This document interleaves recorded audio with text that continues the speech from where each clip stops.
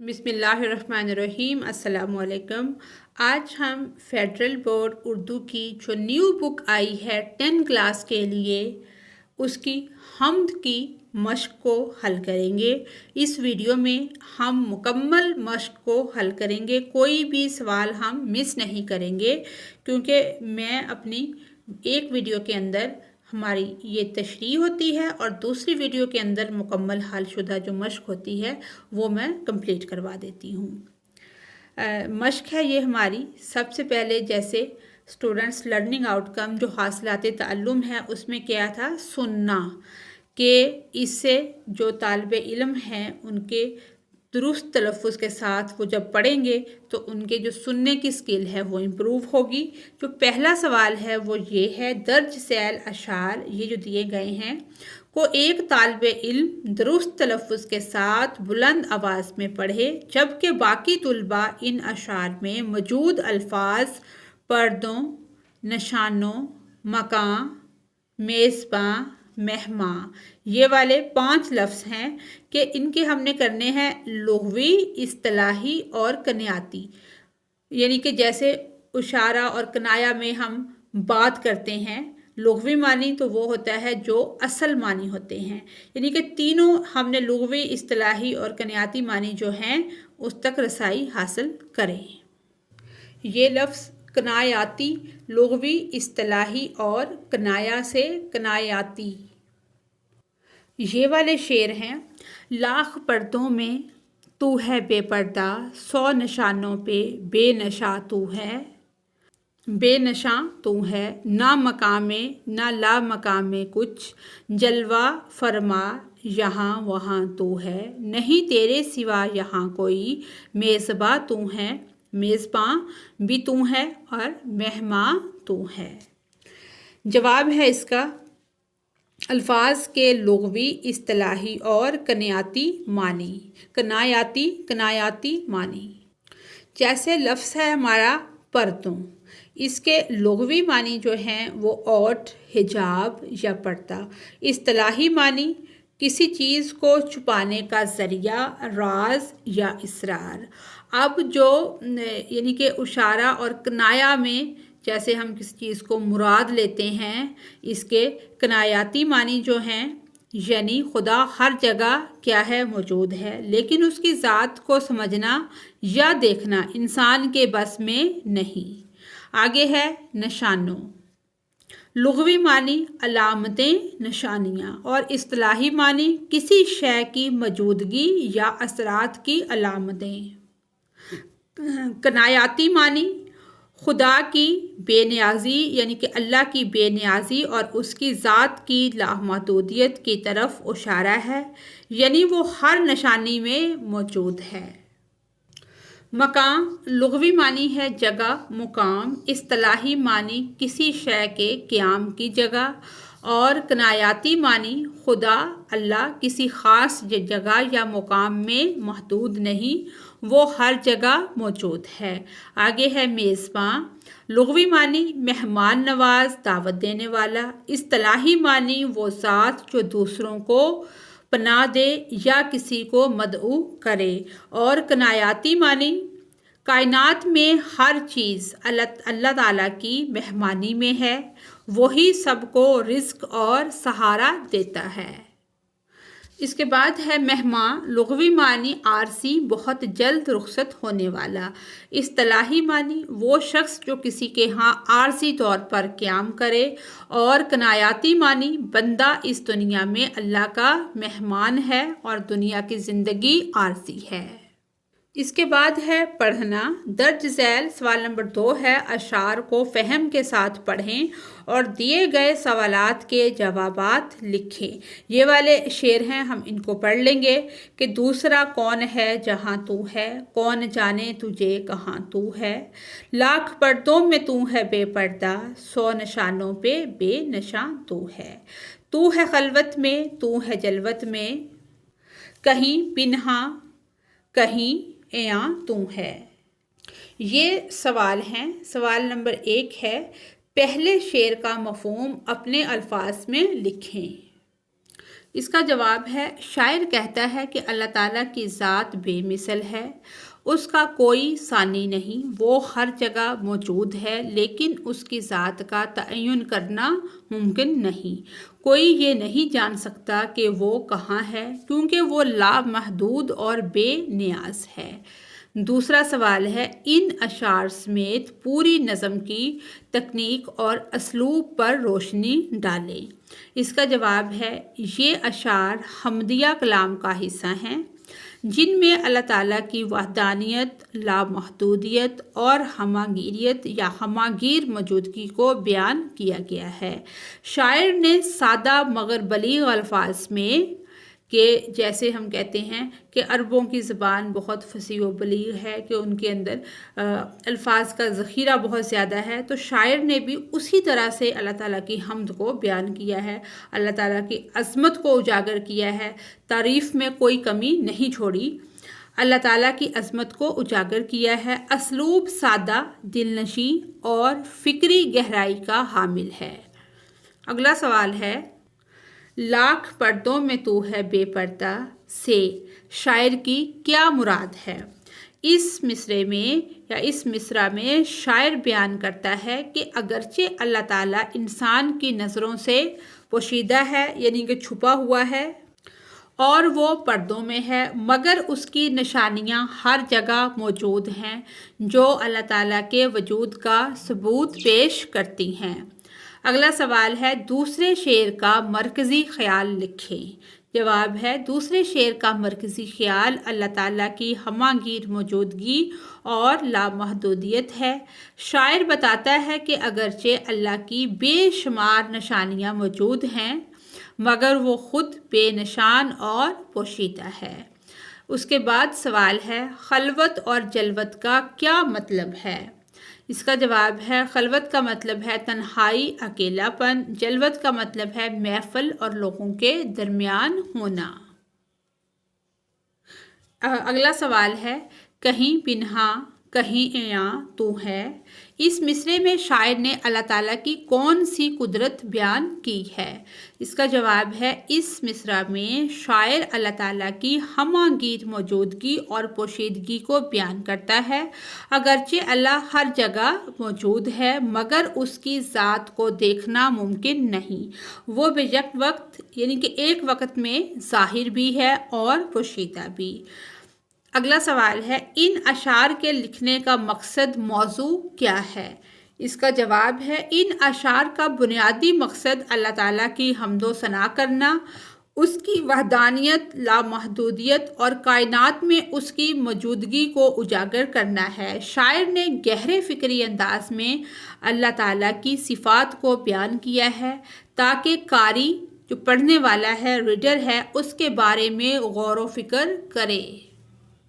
सवाल नंबर 3 है, असलूब और अंदाज़े बयान के हवाले से सबक नंबर 8 की मश्क में जो बहस की गई है, उसके अहम नकात को पेश नज़र रख कर दर्ज झैल 2 नज़मों के अशार को पढ़ कर इनका हमने क्या करना है, मवाजना करें और शायर का अंदाज़े बयान समझकर इस पर तहरीरी या ज़ुबानी तबसरा करें।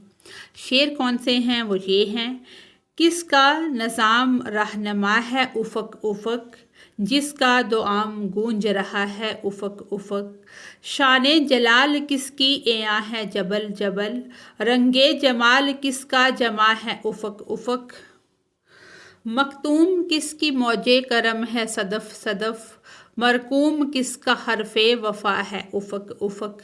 दूसरा है, हाजत रवा भी तू है, मुश्किल कुशा भी तू है,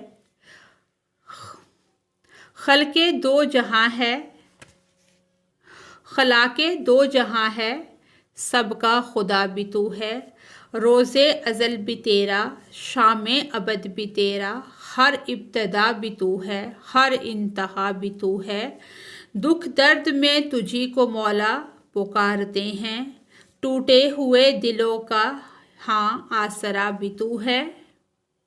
اب اس کا جواب ہے شاعر کے انداز بیان پر تبصرہ۔ جو ہم نے الف والے پہلے والے شعر پڑھے ہیں اس کا یہ ہے اور بے والے کا یہ ہے۔ یہ اشعار اللہ تعالیٰ کی قدرت، وحدانیت اور کائنات میں اس کی جلوہ گری کی عکاسی کرتے ہیں۔ شاعر نے نہایت دلنشین اور بلیغ انداز میں اللہ تعالیٰ کی عظمت کو بیان کیا ہے۔ سوالیہ طرز بیان اختیار کر کے شاعر قاری کو غور و فکر کی دعوت دیتا ہے کہ زمین و آسمان کے نظام کو چلانے والا کون ہے۔ شاعر نے افق افق، جبل جبل اور صدف صدف جیسے الفاظ کی تکرار سے اشعار میں ایک خوبصورت لحن اور معنوی گہرائی پیدا کی ہے۔ اب ہم بے والا پڑھتے ہیں۔ یہ اشعار اللہ تعالیٰ کی صفات اور اس کی ذات کی ہماگیریت پر روشنی ڈالتے ہیں۔ شاعر نے اللہ کو حاجت روا، مشکل کشا، خالق دو جہاں اور تمام مخلوقات کا خدا قرار دیا ہے۔ وقت کی ابتدا اور انتہا دونوں اللہ تعالیٰ کے تابع ہیں اور جو اس کی لامحدودیت کی طرف اشارہ کرتا ہے۔ آخری شعر میں اللہ کو انسان کے دکھوں کا مداوا اور ٹوٹے دلوں کا آسرا بتایا گیا ہے، جو اللہ تعالیٰ کے رحم و کرم کو اجاگر کرتا ہے۔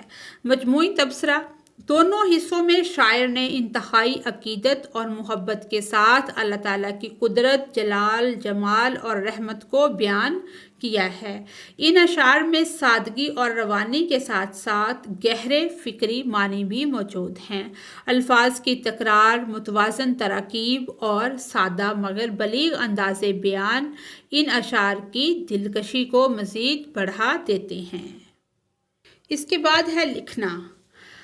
سوال نمبر 4 ہے نظم کے اشعار کے حوالوں، شاعری کے پس منظر، انداز بیان، شعری محاسن کے استعمال کی وضاحت کے ساتھ تشریح کر سکیں۔ اشعار کی تشریح ہو چکی ہے، اس کے لیے آپ میری پہلی ویڈیو دیکھ سکتے ہیں جس کے اندر تمام اشعار کی تفصیل سے تشریح کی گئی ہے۔ اس کے بعد ہے قواعد زبان شناسی۔ اس میں تھیسورس کا استعمال کرتے ہوئے درج ذیل کے الفاظ بنائیں جبکہ لغت کی مدد سے ان کے معنی بھی بتائیں، جیسے وطن، مدرسہ، باغ، خاندان، فرنیچر۔ یہ لفظ ہے جو پھر اس سے الفاظ بنا وہ یہ ہے اور یہ اس کے معنی ہیں، جیسے وطن، ملک، دیس، دھرتی کو وطن کہا جاتا ہے، وہ جگہ جہاں کوئی شخص پیدا ہوا ہو۔ مدرسہ، اسکول، درسگاہ، مکتب یعنی کہ پڑھانے کی جگہ۔ باغ، چمن، گلستان، سبزہ زار، پھلواری۔ خاندان، قبیلہ، کنبہ، گھرانہ، کسی گھر کے کچھ اشخاص۔ فرنیچر، ساز و سامان، گھر کا سامان، گھر یا دفتر میں استعمال ہونے والا لکڑی یا دھات کے بنے ہوئے سامان جیسے کرسی، میز، الماری وغیرہ۔ آگے ہم نے اعراب لگانے ہیں۔ یہ کچھ لفظ ہیں جیسے جلوت ہے، جیم پہ زبر ہے، یہ لام کے ساتھ مل رہا ہے اور یہ اس کے اعراب جو ہیں وہ لگ گئے ہیں۔ اس کے بعد ہیں مترادف الفاظ۔ مترادف الفاظ ایسے الفاظ جن کے معنی ایک جیسے ہوں، مترادف الفاظ کہلاتے ہیں۔ مثلاً شب سے رات، آدمی سے انسان۔ اور سوال نمبر 7 ہے ہمارا، درج ذیل الفاظ میں سے مترادف الفاظ کی شناخت کرتے ہوئے ان میں سے ہم نے کرنی ہے، انہیں اپنی تحریر میں برجستہ استعمال کرتے ہوئے پیراگراف لکھیں۔ جیسے سحر، سحر کا وقت تھا، ہر طرف خاموشی اور تازگی کا سماں تھا۔ اب ہم نے صبح کو لے لیا، صبح کی نرم روشنی زمین پر بکھر رہی تھی اور پرندے چہچہانے لگے تھے۔ کسان کھیتوں کی طرف روانہ ہو رہے تھے کیونکہ اس خوشگوار موسم میں نئی فصل کی دیکھ بھال ضروری تھی، مگر کچھ علاقوں میں صفائی کا مناسب انتظام نہ ہونے کے باعث گندگی اور غلاظت پھیلی ہوئی تھی جس سے ماحول کی خوبصورتی متاثر ہو رہی تھی۔ بازار میں ایک چالاک اور عیار شخص لوگوں کو دھوکہ دینے کی کوشش کر رہا تھا، لیکن سمجھدار لوگ اس کی چالوں کو بھانپ گئے۔ راستے میں ایک درخت پر لٹکتا ہوا بیل دیکھ کر مجھے اس کی طوالت اور لمبائی کا حیرت انگیز احساس ہوا۔ لٹکتا ہوا بیل، یہ بیل ہوگا جیسے انگوروں کی بیل ہوتی ہے، وہ دوسرا بیل نہیں جو گائے والا ہوتا ہے، وہ والا نہیں۔ لٹکتا ہوا بیل دیکھ کر مجھے اس کی طوالت اور لمبائی کا حیرت انگیز احساس ہوا۔ اس کے بعد لغوی، اصطلاحی، مجازی اور کنایاتی معنی ہیں، ان کی تعریفیں دی گئی ہیں، ان کو ہم یاد کر لیں گے۔ جیسے اردو زبان میں متعدد ایسے الفاظ موجود ہیں جن کا استعمال معنی کے لحاظ سے مختلف پہلوؤں سے کیا جاتا ہے۔ اس استعمال میں لغوی، اصطلاحی، مجازی اور کنایاتی معنی بھی شامل ہیں۔ لغوی معنی ایسے معنی کو کہتے ہیں کہ کسی لفظ کے لیے کسی بھی زبان کی لغت میں درج کیے گئے ہوں، یعنی کہ بالکل اس لفظ کے جو اصلی معنی ہوتے ہیں وہ ہوتے ہیں اس کے لغوی معنی۔ یہی معنی اس لفظ کے حقیقی اور اصلی معنی ہوتے ہیں، جیسے شیر بے معنی ایک جانور ہے، چاند بے معنی آسمان پر چمکنے والا ایک سیارہ۔ کسی لفظ کا ایسا استعمال جس میں حقیقی یا اصلی لغوی معنی کی بجائے کوئی اور معنی عام ہو جائیں، اس کے لیے اہل زبان یا اہل ادب کسی لفظ کو تواتر اور تسلسل کے ساتھ ایک مخصوص معنی میں استعمال کرتے رہتے ہیں، تو وہ یعنی کہ وہ جو لفظ ہوتا ہے تو وہ اس لفظ کے اصطلاحی معنی بن جاتے ہیں اور اصل معنی پس منظر میں چلے جاتے ہیں۔ یعنی کہ جو لوگ مسلسل جو اہل زبان ہیں وہ استعمال کرتے آئیں تسلسل کے ساتھ، وہ معنی کیا ہوتے ہیں؟ اصطلاحی معنی ہوتے ہیں۔ مثال کے طور پر غزل کے لغوی معنی عورتوں سے باتیں کرنا، لیکن اصطلاح میں شاعری کی ایک مخصوص صنف سخن ہے۔ قصیدہ کا لغوی معنی گودا یا مغز ہیں۔ قصیدہ کا جو لغوی معنی ہے وہ گودا یا مغز ہیں، مگر اصطلاح زبان و ادب میں قصیدہ ایک ایسی نظم ہوتی ہے جس میں کسی کی سرکاری اہلکار، افسر، بادشاہ، وزیر، مشیر یا عہدیدار کی تعریف یا طنز، یعنی کہ طنز یا تعریف بیان کی جائے، اس کو کیا کہتے ہیں؟ اس کو اصطلاحی معنی کہتے ہیں۔ یعنی کہ کسی لفظ کے اصلی یا لغوی معنی کی بجائے ایسے معنی میں استعمال جس کا اصل یعنی لغوی معنی سے دور کا تعلق بھی ہو۔ جیسے ماں اپنے بچے کے لیے کہے میرا چاند سو رہا ہے۔ اس مثال میں چاند کیا ہے؟ چاند یعنی کہ خوبصورتی کی بنیاد پر اس نے بچے کو کیا کیا ہے؟ بچہ کہنے کی یا بیٹا کہنے کی یا اس کا نام لینے کی بجائے اس نے چاند کہہ دیا ہے۔ خوبصورتی کی بنیاد پر مجازی معنی میں بیٹے کو کہا گیا ہے، یعنی اصلی معنی کی بجائے ایسے معنوں میں استعمال کیا گیا ہے جو وصف ایک ماں اپنے بچے میں دیکھتی ہے۔ اس مثال میں بچے اور چاند میں ایک تعلق ہے، وہ تعلق ہے خوبصورتی کا۔ اور کنائے میں لفظ کو مرادی معنی میں استعمال کیا جاتا ہے، لیکن اس کے حقیقی اور مجازی معنی میں تشبیہ کے علاوہ کوئی نہ کوئی تعلق ضرور ہوتا ہے۔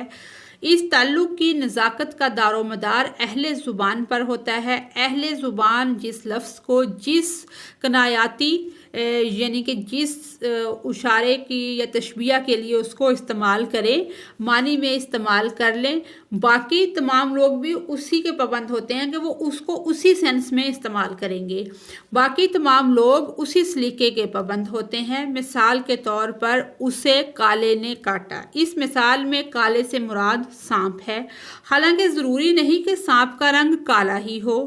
جب سے چولہا ٹھنڈا ہوا کوئی پوچھتا تک نہیں۔ اس مثال میں چولہا ٹھنڈا ہونا کنایاتی معنوں میں غربت کا آنا ہے۔ جی اب ہم آخری سوال کا جواب دیکھتے ہیں۔ ہم نے دو لغوی، اصطلاحی، مجازی اور کنایاتی معنی لکھے ہیں۔ سب سے پہلے ہیں لغوی معنی، جیسے پانی۔ پانی ایک شفاف مائع ہے جو زندگی کے لیے ضروری ہے۔ وضاحت اس کی یہ ہے پانی پینے، نہانے اور کھیتی باڑی کے لیے استعمال ہوتا ہے۔ آگے ہے درخت۔ ایک پودا جس کی موٹی لکڑی اور اس کے تنے اور شاخیں ہوتی ہیں۔ وضاحت درخت ہمیشہ سایہ، پھل اور آکسیجن مہیا کرتے ہیں۔ اس کے بعد اصطلاحی معنی والے دو الفاظ ہیں، جیسے صوم، روزہ رکھنا اسلامی عبادت کا ایک رکن ہے۔ وضاحت اس کی یہ ہے، صبح صادق سے غروب آفتاب تک کھانے پینے اور دیگر ممنوعات سے رکنا۔ اس کے بعد ہے حج، خانہ کعبہ کا مخصوص دنوں میں مخصوص طریقے سے، یعنی کہ خانہ کعبہ کی زیارت مخصوص دنوں میں مخصوص طریقے سے کرنا۔ وضاحت اس کی یہ ہے، اسلام کے 5 ارکان میں سے ایک اہم رکن۔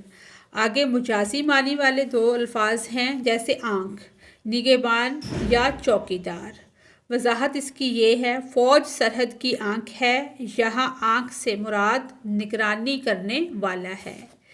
اور اگلا لفظ ہے دل۔